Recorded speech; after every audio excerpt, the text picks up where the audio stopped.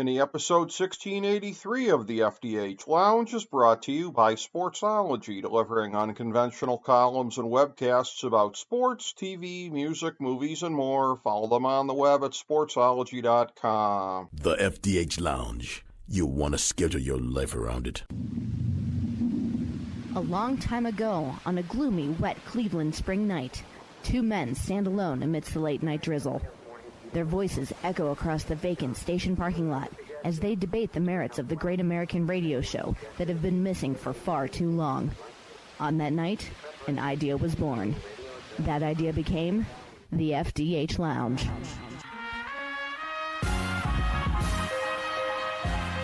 Welcome to the FDH Lounge. Hello, everyone. Welcome to FDH Lounge Mini-episode 1683. This is FDH Managing Partner Rick Morris with you here.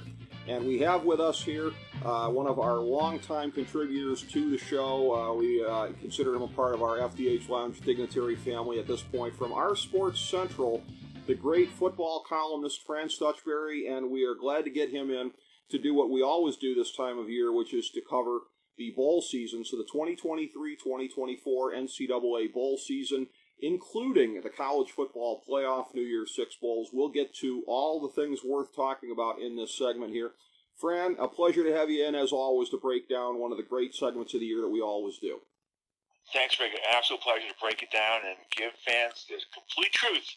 That's right. We're going to do that. And in this bowl season here, it does start about a week out from where we are taping this right now. There is a long slate of games on December 16th that is going to get it going, and then it kind of flows from there. And then once you get to close to Christmas, and then between Christmas and New Year's, you've got bowl games during the daytime. And there are always a handful of bowls that we look at here that we always know are going to have some real kind of oomph to them, because they have historically. One of the ones here on the relatively early stretch of bowls, although maybe you're right about in the middle of the bowl season, I guess. December 27th, the Holiday Bowl, 8 o'clock Eastern Time on Fox, Petco Park.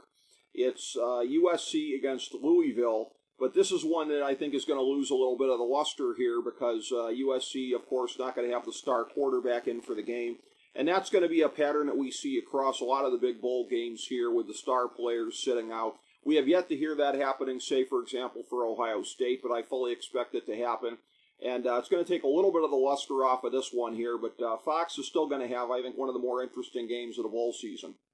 And they definitely will, especially when no Caleb Williams is going to play. And plus the fact, we'll have to see how motivated Louisville is, because of Florida State not making college football playoffs, they didn't get a New Year's Six game, Rick. We'll see how motivated they are to.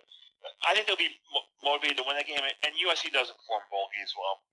Look what happened with Tulane did to them last year in the Cotton Bowl. They're just doing it for a paycheck and whatever goodies they get from that bowl game. Yeah, and that's where, historically, it's amazing the degree to which you do see letdowns from teams, because I think the heat is already sort of starting to settle on Lincoln Riley a little bit, because of just the way that the team kind of imploded this year after a hot start. I mean, defensively especially, they couldn't stop anybody. So this is one of these things where it's one of those games where you look at it and it's like they do need, and he needs specifically, to be able to go into 2024 and the new Big Ten campaign that they're going to be having next year. They need to go in with a little bit of momentum behind them. But yeah, it's hard to see them getting the momentum here because of how they play historically in these games. I mean, yeah, because it's just, and the thing is, with all these bowl games, you have the transfer portal. It's more of like a scrimmage for next season to see what guys you may want to, it's more of like a scrimmage for players you may want to see if they're worth, elevating in 2024. It is. And plus the fact, Rick, it's just it's just nobody wants to get hurt to injuries. But the thing is, it's regardless of who's playing in these games, these ratings are going to be great. They're going to be, yes.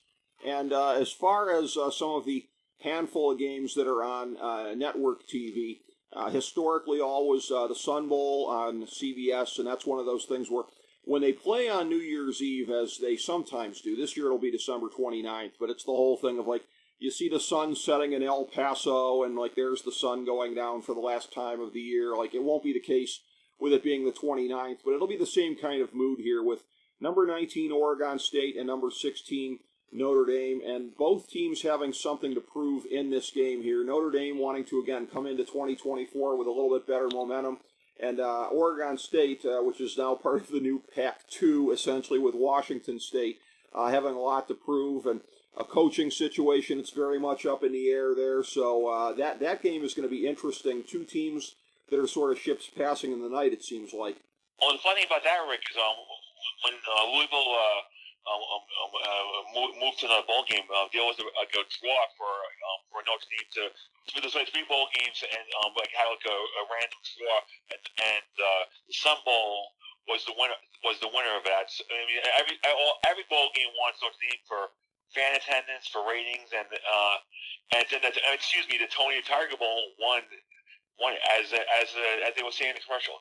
They are great. Yes, and it is funny to see Notre Dame on one of the tiny handful of bowls that is going to be on network TV this year, and it's on CBS. Of course, I don't think NBC's got any bowl games here, but they are synonymous with NBC, as they have been since the early 90s, but playing on CBS.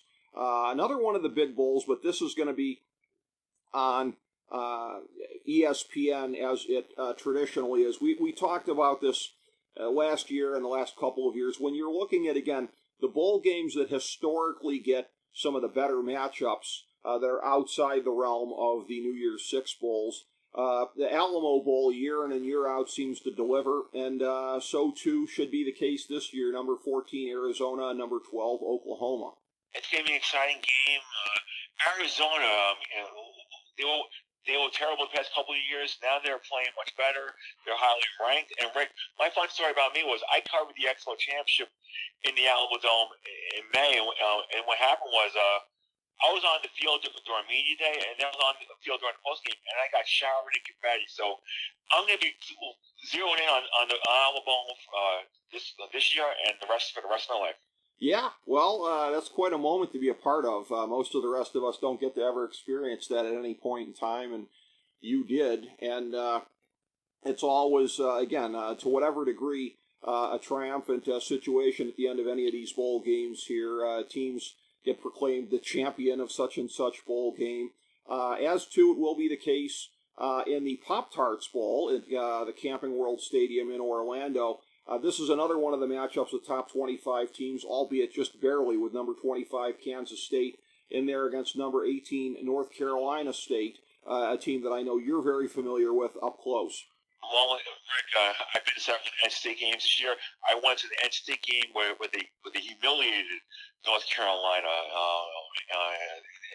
in their final home game of the year. The thing is, Rick, North Carolina basketball is better, but as we know, Rick, football makes all the money, so that's all that matters. Yes, it very much is. And again, they're a program that is in a pretty good spot right now, number 18 in the country. And plus, they want to have 10 win-game seasons. They definitely want that goal, so they'll be motivated to win that game. And what happens is that I think the MVP gets to bite the Pop-Tarts mascot. That's there you go. A weird promotion. I'd rather do that than get dumped in mayonnaise, Rick, but that's just me. Yes, I would as well, because I hate mayonnaise with a passion. But can't eat Pop-Tarts anymore unless they're gluten-free ones because of my condition. But, that is going to be an interesting one to watch right there. And, again, a sort of loser gets voted off the island type situation here. I don't see both of these teams finishing in the top 25.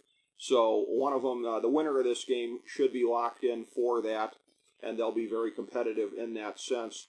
Some of the other games that are very, very interesting here outside the New Year's Six, traditionally when you make it up to January 1st, you've generally got some interesting games in both Tampa and Orlando, and it is the case this year, I would say, especially in Orlando. In Tampa, it's number 13 LSU against unranked Wisconsin. And again, barring an LSU letdown, that does seem like one where they could be poised to pull away. Number 21, Tennessee, and number 17, Iowa in the Citrus Bowl. And I can say here, as a perennial Tennessee honk, I'm thinking all we got to do is be able to put up 2 touchdowns, and that ought to be good enough against Iowa. Well, definitely. I mean, the over-unders in these Iowa games, Rick. Come on. I mean, your golf game is better than the points they put on the board. Yeah, I mean, and that's a pretty sad statement, to be honest with you, but that is true. And so when we're looking at the games in the lead up to the New Year's Six, anything else that really caught your eye? Well, I mean, James Madison, they were threatening to sue the NCAA. They got denied, and then thankfully they were able to get a bowl bid because there was couples. They didn't have enough qualifiers. Jacksonville State is another team that gets the bowl game as well. And our favorite, the only 5-7 team, Minnesota, in the bowl game in Detroit, as they row the boat. That's right, and in the Quick Lane Bowl there, and playing my mother's alma mater, Bowling Green, so I will be watching with a rooting interest in that one, Fran, no question about it. Yeah, and also like in the Mexico Bowl, Mexico State, I mean, gets the what an awesome job Jerry Kill's done. He's bounced around for a bunch of different schools, and then Mexico State gets to play practically in their backyard. I mean, they moved to Conference USA, and now they have a chance to to be a good team, getting bowl games and performing. And speaking of Conference USA, in a couple of years, Rick, we're going to have Delaware joining, which would be fun for that conference. That is going to be interesting, and you're right about Jerry Kill. He's an excellent coach, and the job that he did at Minnesota is memorable because for a program that doesn't have too many very high spikes in their history, I think they had a relatively high spike over the course of the last couple of decades anyways during his tenure. And again, now, for as much as everybody puts over P.J. Fleck, they're backing into a bowl game at 5-7 and going to Detroit. And I think losing to a MAC team in that game, that's just my expectation. Any of the other bowls leading up to the New Year's Six that you're really looking at with some interest here, Fran? Well, Rick, we have another over-network TV game, which will be interesting because that CW, the Arizona Bowl, Wyoming. I mean, that's gonna be interesting because I mean they had that Barstool Sports, and come on, Rick, no one's watching the game on an app. Come on. No, I hate Barstool. To be honest with you, I boycotted when my Ohio Bobcats were playing on there. I am not giving them my eyeballs for this game. I'd rather not watch my alma mater than lower myself to tune in here. I guess the CW is going to have a simulcast of it, so that's going to be weird. I guess it fits in with the CW's whole thing of like we're not going to be major league in any of the sports that we televise, be it golf, be it racing, be it whatever. We're just going to take whatever level of whatever, and here they are with the Arizona Bowl partnered up with Barstool. Good luck with that. And Rick, there's no Bahamas Bowl because of the building steam, so they're in my neck of the woods in Charlotte. It's Post-3 Bowl. Okay. Yep. It's Post-3 Bowl. Yep, that'll be. I mean, all these MAC and Sun Belt teams. Look how many Sun Belt teams are in these bowl games, Rick. That's an insane amount of teams in these bowl games. It's good. And those games are so hard to pick because I mean, MAC teams have a history, Rick, not performing in bowl games, and Sun Belt teams, and that conference is on the rise. The Sun Belt conference is definitely on the rise as far as a football program where they could be a group of a top 5 team any possible time. Yeah, exactly. And again, just all the different combinations of bowls here. Of course, the Las Vegas Bowl, they pair up some big conference teams here, the Big Ten and the soon-to-be defunct Pac-12 with Northwestern and Utah playing in that one there. So the networks will generally try to scramble to get the better bowl combinations here.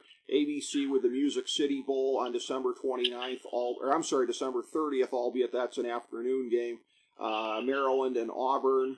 That'll draw at least some eyeballs, probably primarily from the South. So it's kind of a crapshoot here on how the networks are going to do with these bowls. Again, the Citrus Bowl being on ABC, Tennessee and Iowa, that ought to be a good one for the network boys. And another game to keep an eye on, Rick, is the UCLA Boise State job. This is a crazy Boise State situation, Rick, where the coach got fired because he didn't perform, and then the interim coach, performed, and now he's getting the job. What a great turnaround for Boise State for them to win the Mountain West Conference Championship, and now playing in the LA Bowl, hosted not by Jimmy Kimmel anymore, by Gronk. Yes, in SoFi Stadium.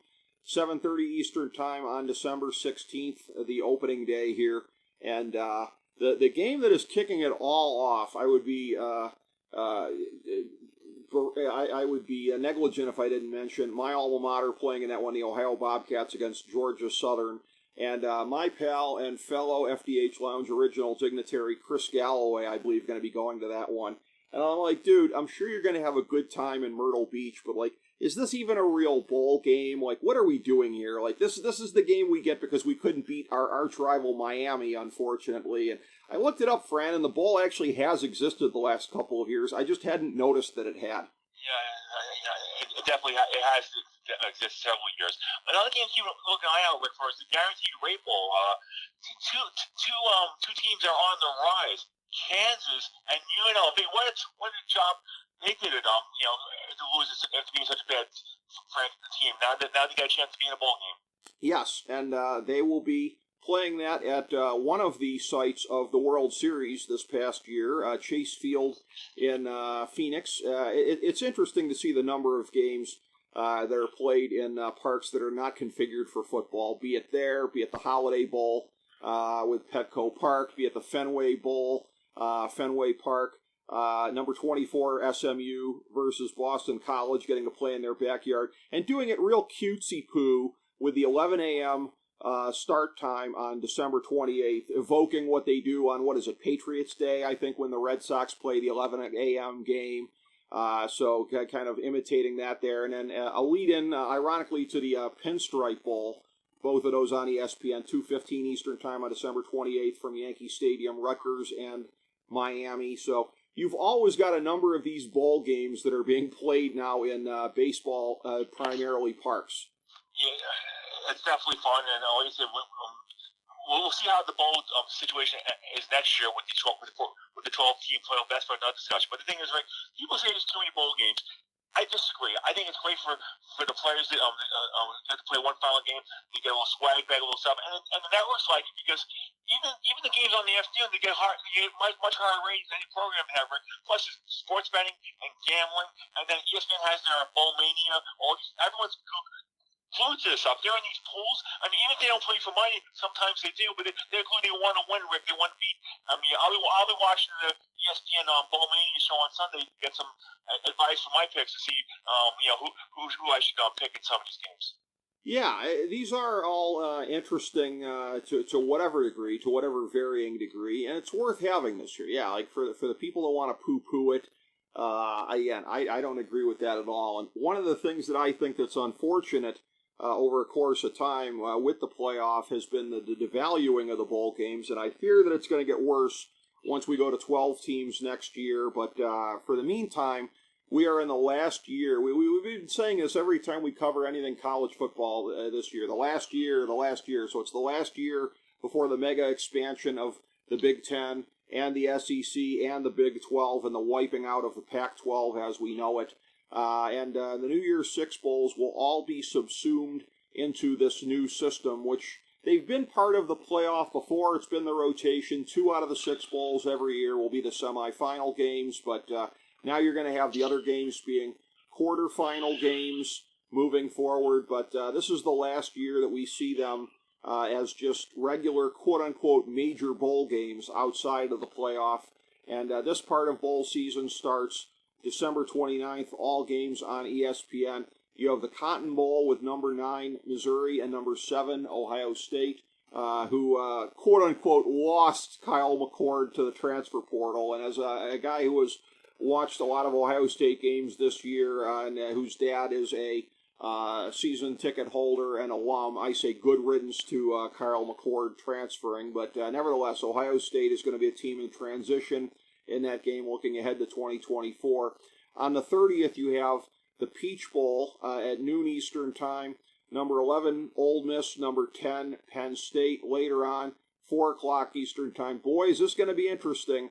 Number 6, Georgia. Number 5, Florida State. Put your money where your mouth is, Florida State. I'm seeing you as about a 2-touchdown underdog in a lot of these games here, or in a lot of the lines that are out there. So better show up with your 9th-string quarterback or whoever's going to be playing. And then the last one out of the New Year's 6 games outside the playoff, 1 o'clock January 1st, 1 o'clock Eastern Time, the Fiesta Bowl. So it's an early West Coast start. Number 23, Liberty. Number 8, Oregon. This looks to be kind of a sacrificial lamb situation, no pun intended for the religious folks at Liberty. But 4 games to varying degrees that are going to have a lot of interest, but the one that is squarely, I think, in the crosshairs of everybody interest-wise is Florida State, Georgia, because both schools, again, to whatever degree, arguing that they shouldn't be here, that they should be in the playoff. The Florida State folks have been louder, but the Georgia folks have been equally insistent on the point of nobody's ever fallen from number 1 out of the top 4 altogether before. Yeah, it's definitely interesting, right? As far as Florida State's concerned, if they were the 4C Rick, with their quarterback situation, their anemic offense, Michigan would have destroyed them. Yes. And as a Michigan hater, I am selfishly glad that didn't happen, that Michigan doesn't get a bye to the national championship game. And I want to say this, too. For all the Florida State people whining about this, and look, I never imagined in a million years I would be advocating for a major conference champion to be undefeated and left out of the playoff in favor of a one-loss team. I literally couldn't have conjured up this scenario. I never thought I'd be here, but this is where we are. And for all of the crap they're throwing out there, what about Cardale Jones and about Ohio State in 2014? Well, try selling that to somebody who doesn't watch Ohio State as closely as I do, okay? Because Ohio State, when Cardale Jones went in there, in the Michigan game, didn't miss a beat. And then in the Big Ten championship game against Wisconsin, I think it was like 59-0. The point is, Ohio State still looked like Ohio State, and that's why they got in there. Florida State, scuffling the way that they were doing, just kind of like, oh, hey, all we got to do is shuffle through this game and be undefeated and we make the playoff. Nope, sorry, didn't work out that way. For as much as people bemoan the eye test, if you flunk the eye test as heinously as they have the last couple of weeks, bad things will happen, and bad things did happen. Sorry, Florida State, but you got what you deserved. Rick, and with the dominance of the SEC in the past several decades, it would have been a black eye if no SEC team was in the college football playoff. Yeah, well, and it's one of those things, too, where I look at it, and had Oregon beat Washington the way that a lot of people would have thought, I would have put Georgia in over Oregon. I would have had 2 SEC teams because I think it's very, very hard to make the case that Georgia's not one of the 4 best teams in the country. I think it's a thing, and I actually had them number 5 on my list. I mean, I don't get a vote in the college football playoff, but I would have slotted them in number 5. They would have been the next team in my book because, again, I'm more willing to listen to their argument about nobody's ever fallen from number 1 outside the top 4, except, again, this is a perfect storm. You have Michigan and Washington both undefeated. You have a Texas team that just happened to play Alabama and beat them. That's basically what locked it for Texas to be in. I don't know that I consider head-to-head to be as sacrosanct as the rest of the world does. Like, that game happened in, September? A lot of things have happened since then. So I would listen to an argument of Georgia over Texas. I think in the end the committee got it right, but I'm far more sympathetic to Georgia than I could ever be to Florida State. Because, like you said, games here, and for all of the whining from Seminole folks about, you're just talking about hypotheticals, it wouldn't be hypothetical once the game happened and they lost 49-7. It would have been a massacre. People would have tuned out. Michigan would have destroyed them. And the thing is, the ACC is a much weaker conference than the SEC, and that's evident with the rumors that Florida State is going to run out of there when that TV contract ends. Yeah. So they whined to how bad they don't want to be in the ACC. Well, tick-tock, where you get that from, they'll be moving up if there's more money. Well, that's what's funny, is that they're so bitter about the SEC elbowing them out of the playoff right now, and yet they're going to be begging to get into the SEC if they can get out of that contract with the ACC, but that grant of rights deal till 2036 is really kind of a chokehold for these teams here. But, yeah, they would have gotten steamrolled, but instead it ends up being number 4, Alabama, number 1, Michigan in the Rose Bowl.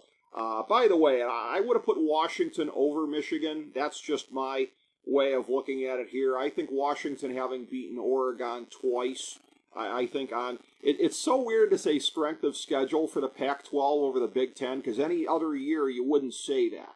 But this year, I mean, there was really nobody but Michigan and Ohio State in the Big Ten. It was like a throwback to the Bo and Woody days. So that's just a slight kind of tweak on my part. I'd have put Washington in the top spot, but it's Alabama and Michigan, and it's going to be a very, very competitive game, and something that I think is very, very revealing.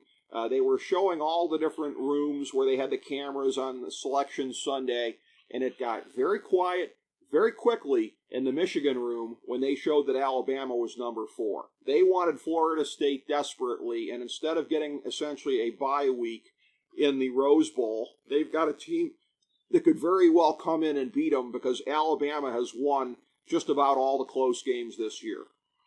I'll be honest with you, I'm excited. I'm more excited about the Alabama-Michigan game than Alabama-Michigan and the Texas and Washington. I think it'd be a lot of fun. Yeah, and it's amusing to me that from where I'm coming from, because in some ways over the last decade or so, as the college football playoff has come to be, and that basically coincided with the start of the Urban Meyer era at Ohio State that faded into the Ryan Day era, in many ways, now after the last 3 years, Michigan is back as the number 1 rival to Ohio State, but for a long time there, it felt like Alabama and Clemson were actually bigger rivals to Ohio State than Michigan was, because it was just automatic that you'd thump Michigan every year, and then you'd play one of those two teams to try to win a national championship, or at least that was the aspiration. I say all that to say this: it is hilarious to see all the folks in the Buckeye State here that are born-again Nick Saban fans, born-again Alabama fans, want them to rip Michigan in that game. I don't think they're going to rip them, but I do like them in a narrow victory. I'm going to go with Michigan in this game. I mean, Michigan's been like this rebel underdog mentality where with the coach stuff, with the coaching scandal and all that other stuff. I like Michigan. I think they have something to prove, and I think as Ric Flair will say, Michigan will beat them down. Yeah. Well, Ric Flair likes a number of... He loves Michigan. Come on, we see his posts on Facebook every day about Michigan. He posts more on Michigan than he does at AEW. Come on. Yeah, he does. And again, though, he's done this in the past for Georgia and other schools. So Ric Flair can be a little bit transient in his football loyalties, but much like the way that he would betray Sting in those tag team matches back in the day. But that one's going to be amazing. I'm with you on that as far as it feels like the stakes are bigger because of the programs involved versus the other game, the Sugar Bowl, the nightcap, 8:45 Eastern Time from New Orleans. That one is programs that are being restored to where they were, again, maybe in the 60s and 70s and 80s perhaps even, the Don James era at Washington, the great era of Texas. Both of these schools have been restored, at least for right now. It's number 3 Texas, number 2 Washington. And one thing I'll say, Rick, I wish I know they want that traditional 5 o'clock Rose Bowl time. I wish the Rose Bowl was the second game and the Sugar Bowl was the first game, because I mean the Rose Bowl, Alabama, Michigan might be the highest rated semifinal playoff game of all time if they flip flop. It very well might be, albeit again with an 8:45 start time and folks having to go back to work the next day. That could take a toll on the back end of the game, particularly if it's not competitive. It feels like it might be too late of a start time, perhaps, for the Sugar Bowl. I'll stay up to watch the whole game. I may regret it the next day at work. But as far as it goes with the Rose Bowl, too, what I was talking about with the Sun Bowl, it's the same thing that much more, right? They love to, here goes the sun setting over the mountains in Pasadena. They can't not have that, Fran. That's just something where, the Rose Bowl is insistent upon it, and the network is insistent upon it, and I hear you, but that's why it's, I was going to say it'll never change out of that spot, but guess what? To fit into the new playoff, hey, it's going to have to go wherever they want it to go from here on in. So I think as much as possible they're going to try and keep it in that spot, but it may be subject to change. The Sugar Bowl is a game that, particularly when you look at the offenses, you could make a case that game is going to be more exciting on the field. Like Alabama, Michigan feels like it's higher stakes because of the programs involved, but as far as the excitement of the game itself, I think that Texas and Washington might kind of have it beat. Washington has had a way of getting through a number of close games this year. They've been a team that has been underestimated consistently through the season. I think it happens one more time in the Steve Sarkisian Bowl. I think it's the school that used to have him over the team that has him now. Yeah, I actually watched this game. I just think they really impressed me against Oregon. I'm going to go Washington. It's going to be a shootout game. It's going to be a game that's going to be in the 30s. I think. I mean, either team's going to be able to stop each other defensively. I think. Yeah, that is true. And so you get into what would be a national championship situation. I say Alabama, Washington. You say Michigan, Washington. I think in the end I would default to Alabama, their big game experience over the years. And this is something where it might sound weird to talk about a legacy game for Nick Saban, but it really kind of is, because it's a thing where, and this is something I had pointed out coming into the bowl season, is that we looked at it like, because Georgia had won the last 2 national championships, it felt like they had beaten them a lot more over a period of time than they have, versus they beat them in the national championship game in January of 22, but they had just lost the SEC championship game to them there, and a number of games previously. Georgia had only beaten them once. So as much as it felt like 2021 was the year that the torch was passed to Kirby Smart, no, not really. And Alabama proved this year that wasn't the case. So it's been a long, long time since Alabama's had anything to prove. Probably the front end of Nick Saban's tenure here. For Alabama to win a national championship after Georgia had gotten locked in as a national power, I think this would be one of the most important wins in Nick Saban's career, believe it or not, if he could win the national championship, and I would pick them in that spot. How do you think a Michigan-Washington game would go? I like Michigan in that game as well. I think Michigan. I think Michigan, on a mission, they want to win the championship, and there's no way hell that the Jim Harbaugh is going to NFL team. There's no way. Well, he spent the legacy here. I mean, they beat Ohio State 3 times in a row. He'd be so stupid to go to NFL. I don't care how much money they throw at him.